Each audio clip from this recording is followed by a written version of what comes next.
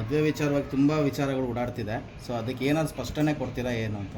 ನಾನು 100% full stop ಇಡ್ತೀನಿ.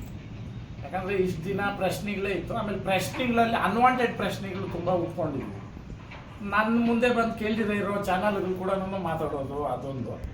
ಆಮೇಲೆ ಇನ್ನೊಂದು ಬಹು ಇಂಪಾರ್ಟೆಂಟ್ ಏನಂದರೆ ಸತ್ಯನೇ ಸುಳ್ಳೆ ಅದು ನಿರೂಪಣೆ ಆಗಬೇಕು. ಅದು ಹುಡುಗನಾದರೂ ಆಗಲಿ ಹುಡುಗಿನಾದರೂ ಆಗಲಿ. ಯಾಕಂದರೆ ಮದುವೆ ಅನ್ನೋದು ಒಂದು ಗಂಡು ಹೆಣ್ಣಿನ ನಡುವೆ ನಡೆಯೋದು. ಬಟ್ ಅದ್ರ ಹಿಂದೆ ಎರಡು ಕುಟುಂಬಗಳು, ಎರಡು ವರ್ಗಗಳು, ಸಂಬಂಧಗಳು ಇರ್ತದೆ. ಅದರಲ್ಲೂ ನಮ್ಮ ಭಾರತದಲ್ಲಿ ಒಂದು ಬಹುಮುಖ್ಯ ಬಂದಿರೋದು ಏನಂತಂದರೆ ಹೆಣ್ಣಿಗೆ ಮೋಸ ಜಾಸ್ತಿ, ಗಂಡು ಮೋಸ ಮಾಡೋದು ಜಾಸ್ತಿ ಅಂತ. ದಯವಿಟ್ಟು ನಾನು ಈ ವಿಡಿಯೋ ಮುಖಾಂತರ ಕೇಳ್ಕೊಳ್ಳೋದು, ಪರ ವಿರೋಧ 100 ಇರಲಿ, ಸತ್ಯತೆಗೆ ಗೌರವ ಕೊಡ್ರಿ. ನಿಮ್ಮ ಕಮೆಂಟ್ ಮುಖಾಂತರ ನೀವು ಇದನ್ನ ಅರ್ಥ ಮಾಡ್ಕೊಳ್ರಿ. ಒಂದು ಪೈಸಾ ನಾನು ಹೇಳೋ ಮಾತಲ್ಲಿ ತಪ್ಪಿದ್ರೆ ಇಡೀ ಕರ್ನಾಟಕ ಜನತೆ ಮುಂದೆ ಯಾವ ಮೀಡಿಯಾ ಕರೆದ್ರು ನಾನು ಬರ್ತೀನಿ. ಅದಕ್ಕೆ ನಾನು ಎದುರುಗಡೆ ನಾನು ಏನು ಹೇಳಿರ್ತೀನಿ ಆ ವ್ಯಕ್ತಿ ಬರಬೇಕು. ಯಾಕಂದರೆ ನಾನು ಇಲ್ದಿರ ಇರೋವಾಗ ಕೆಲವೊಂದು ವಿಡಿಯೋಗಳು ಮಾಡಿದ್ದು ನಾನು ಮನ್ಸಿಗೆ ಹಾಕ್ಕೊಂಡಿರಲಿಲ್ಲ. ಯಾಕಂತಂದರೆ ನನಗೆ ಪೂರ್ವಾಪರ ಅಷ್ಟೊಂದು ಗೊತ್ತಿರಲಿಲ್ಲ. ಈ ಇತ್ತೀಚಿನ ದಿನಗಳಲ್ಲಿ ಅವ್ರ ಮಕ್ಕಳಿಗೆ ಮದುವೆ ಮಾಡಬೇಕಂತ ಬಂದವಾಗ ನೀನು ನಿನ್ನ ಮನೆ ದೀಪ ಉರಿಸ್ಕೊಂಡು ಇನ್ನೊಬ್ಬರ ಮನೆ ದೀಪ ಆರಿಸ್ಬೇಕು ಅಂತ ನೀನು ಯಾವಾಗ ತಿಳ್ಕೊಂಡೆ ಅಂತ ಅಂದವಾಗ ನಾನು ಅದಕ್ಕೆ ಅವಕಾಶನೇ ಕೊಡಲ್ಲ. ಯಾಕಂತಂದ್ರೆ ನೀನು ಬೇರೆ ಒಂದು ಮನೆ ದೀಪ ಆರಿಸ್ತಾ ಇಲ್ಲ, ಈ ಥರ ಎಷ್ಟೋ ಮನೆ ಜೀವನಗಳಾಗಿ ಮಾಡಿದೀಯ. ಸೋ ಕಾಲ್ಡ್ ನನ್ನ ಜೀವನದ ಡ್ಯಾಶ್ ಇನ್ನ ಕತೆಗೆ ಎಂಡ್ ಕೊಡ್ತೀನಿ. ಇವಾಗ ಆರಂಭ. ಡ್ಯಾಶ್ ಅಂತ ಯಾಕೆ ಹೇಳ್ತಾ ಇದ್ದೀನಿ ಅಂತಂದರೆ, ಒಂದು ಜೀವನದಲ್ಲಿ ಯಾರಾದರೂ ನಮಗೆ ಇದ್ದಾರೆ ಅಂತಂದರೆ ಅವ್ರು ಇರ್ತಾರೆ ಅಂತ ನಾವು ಒಂದು ಒಪ್ಸಿಟ್ಟಿರ್ತೀರಿ. ಆವಾಗ ನಾವು ಒಂದು ಪದವಿ ಕೊಟ್ಟಿರ್ತೀರಿ ಅವ್ರಿಗೆ. ಅದು ಯಾವಾಗಲೂ ಕಿತ್ಕೊಂಡು ಹೋಗ್ಬಿಟ್ಟವ್ರೆ ಅಂತಂದಾಗ ಏನು ಕೊಡ್ತೀರಾ ಅದಕ್ಕೆ ನೀವೇ ಕರ್ನಾಟಕದ ಜನತೆ. ಯಾಕೆ ನಾನು ಹೇಳ್ತೀನಿ ಅಂತಂದರೆ, ನಾನು ಇವತ್ತು ಜನದಿಂದನೇ ನಾನು ಬೆಳೆದಿದ್ದು.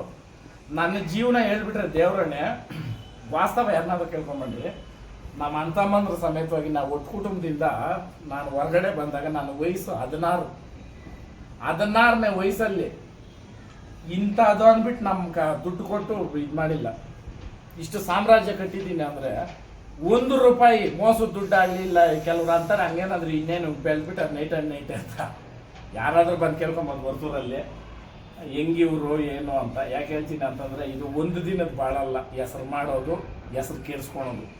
ಈ ಅವಿವೇಕಿಗಳು ಒಂದಿಂದಲೇ ಬೆಳೆದು ಒಂದಿಂದಲೇ ಸೊತ್ತೋಗ್ತಾರೆ. ಅದು ಬಿಟ್ಬಿಡ್ರಿ. ಇನ್ನೊಬ್ಬರ ಜೀವನಗಳಲ್ಲಿ ಆಟ ಆಡಿ ಇನ್ನೊಬ್ಬರು ಮನಸ್ಸುಗಳನ್ನ ನೋವು ಮಾಡಿ ಅದು ಯಾವತ್ತೂ ಉದ್ದಾರಕ್ಕಾಗಲ್ಲ.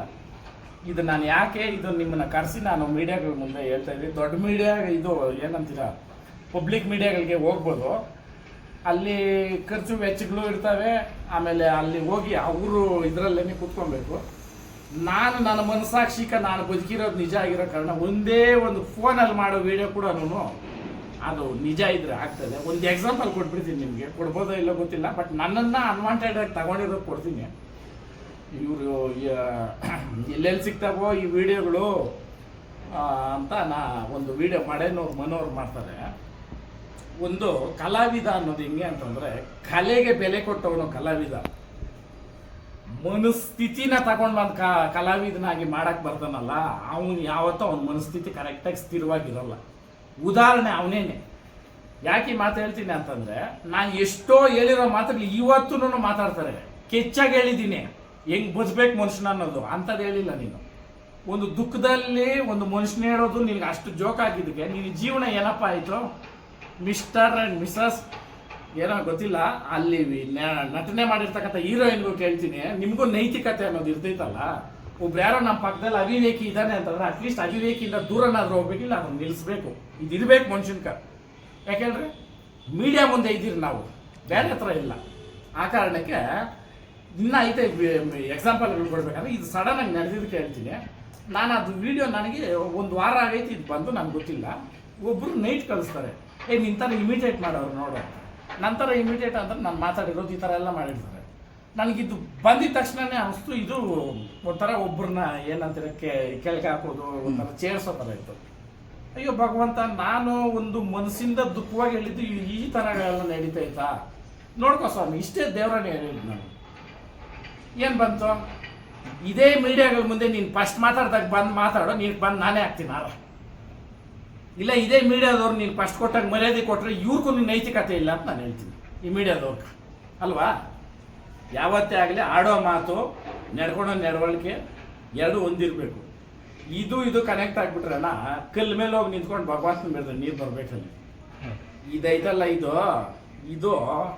ಡೇಂಜರ್ ಜಾಸ್ತಿ.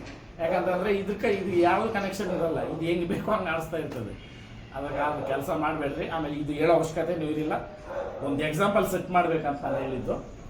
ಈಗ ನನ್ನ ಜೀವನದಿಂದ ಡ್ಯಾಶ್ ಹೆಂಗೆ ಹೊರಗೆ ಆಗ್ತಾ ಇದ್ದೀನಿ. ಕೆಲವೊಂದು ನಾನು ಇಟ್ಕೊಂಡಿದ್ದೆ. ಯಾಕಂತಂದರೆ ನನಗೆ ಅವಶ್ಯಕತೆನೇ ಇರಲಿಲ್ಲ. ಆದ್ರೂ ಒಂದು ಮಾನವೀಯತೆ, ಒಂದು ಧರ್ಮ ಅನ್ನೋದು ಐತಲ್ಲ. ಯಾಕಂತಂದರೆ ನಾನು ಒಂದು ಜೊತೆ ಎತ್ತು ತಂದರೆ ಒಬ್ರೊಬ್ರು ಏನು ಮಾಡ್ತಾರೆ, ಆ ಜೊತೆ ಎತ್ತನ್ನ ಬಿಡಿಸಿ 5-6 ಎತ್ತು ಮಾರಿಸ್ತಾರೆ. ನನ್ನ ಮನ್ಸಿಗೆ ಏನು ಗೊತ್ತಾ ಮೇಡಮ್, ಒಂದು ಜೊತೆ ಎತ್ತಾರೆ, ಒಂದು ಸಣ್ಣ ಇದ್ರೆ ಅದ್ರ ಸಮಕ್ಕೆ ದಪ್ಪ ಮಾಡಿ ಅದನ್ನೇ ನಿಲ್ಲಿಸ್ಬೇಕು ಅಂತ. ನಮ್ಮ ರಾಮ ಲಕ್ಷ್ಮಣ ಬಂದಾಗ ನಗದ್ರು, ಇದೊಂದು ಎತ್ತ ಇದ್ರ ಮುಂದೆ ನಿಲ್ಸಿದ್ಯಾ ಅಂತ. ಅದು ಓಡಾಡಿರೋಷ್ಟು ಓಡಾಡ್ಬಿಟ್ರೆ ಅಂಥ ಎತ್ತುಗಳು 5 ಜೊತೆ ತಗೊಬೋದು. ಅದು ಹಾಕ್ಸ್ಕೊಂಡಿರೋ ಸಲ್ಮಾನ್ಗಳು ಅಲ್ಲಿ ಹಳೆ ಮನೆಯಲ್ಲಿ ನಾನು ತೋರಿಸಿ ಮುಕ್ಕಾಲೆಲ್ಲ ಅವೇ ಮಾಡಿರೋದು. ಅಣ್ಣ ಎಲ್ಲಿ ಹುಬ್ಳಿ, ಎಲ್ಲಿ ಆಂಧ್ರ, ಎಲ್ಲಿ ತಮಿಳ್ನಾಡು, ಅದ್ರ ಸೆಂಟ್ರಾಗ ಎಷ್ಟು ಊರುಗಳು ಅವು ಹೋಗಿರೋದು ಸತತವಾಗಿ 5 ವರ್ಷ ಕಂಪ್ಲೀಟ್ ಆಗೋಯ್ತು ಒಂದೊಂದು ಊರ್ಕ. ಹಂಗೆ ಯಾರು ಅವಿವೇಕಿಗಳು ನೀನು ಸರಿ ಇಲ್ಲ ಅಂತಂದರೆ ನೀನು ಅವ್ರ ಮುಂದೆ ಪ್ರೂವ್ ಮಾಡ್ಕೊಳಕ್ಕೆ ಹೋಗ್ಬೇಡ. ಕಾಲ ಅನ್ನೋದೈತೆ, ಕಾಲೈ ತಸ್ಮೈ ನಮಃ ಅಂತ. ಇವತ್ತು ಉತ್ತರ ಕೊಡೋ ಟೈಮ್ ಬಂದ್ಬಿಡ್ತು. ನನಗೋಸ್ಕರ ಅಂತಲ್ಲ, ನನ್ನಂಥ ಯುವಕರು ಎಷ್ಟು ಜನ ನೋವು ತಿಂತಾರೆ, ಎಷ್ಟು ಜನ ಸೂಸೈಡ್ ಮಾಡ್ಕೊಂಡು. ಆಮೇಲೆ 100ಗೆ 90% ಯುವಕರೇ ಸಾಯೋದು.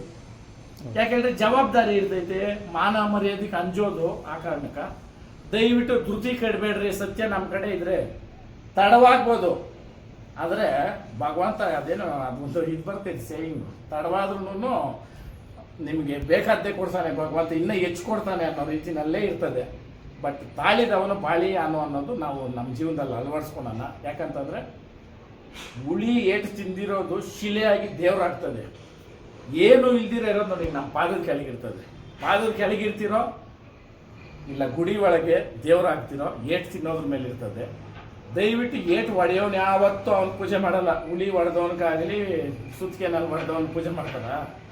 ಏಟು ತಿಂದಿರೋ ಕಲಿಕೆ ಮಾಡೋದು. ತಿನ್ನೋಣ, ಟೈಮ್ ಕೊಡ್ತಾನೆ ನೋಡ್ರಿ. ಇವತ್ತು ಬಂತು ನನ್ನ ಜೀವನದಲ್ಲಿ. ಇವಾಗ ನಾನು ಇನ್ನೊಂದು ಮದುವೆ ಆಗ್ತೀನಿ ಅಂತ ಸುಮಾರು ವಿಡಿಯೋಗಳು ಬಿಟ್ಟೆ. ಯಾಕಂತಂದರೆ ನನಗೆ ಅಲ್ಲಿ ನಡೆದಿರೋ